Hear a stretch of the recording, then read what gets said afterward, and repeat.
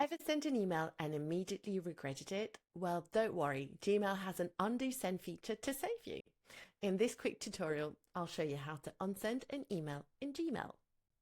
Once you hit send, you'll see a small pop-up at the bottom left of your screen that says message sent. Make sure you click on undo. So when you click undo within the time limit, Gmail will stop the email from being sent and it brings it back to the draft folder.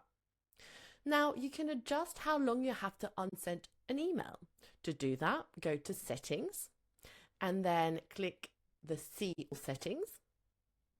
So then under the general tab, find the undo send right here, and then you can give yourself up to 30 seconds. And that's how you unsend an email in Gmail. Thanks for watching, and if you found this tutorial helpful, make sure to hit subscribe for more email tips and tricks. Bye.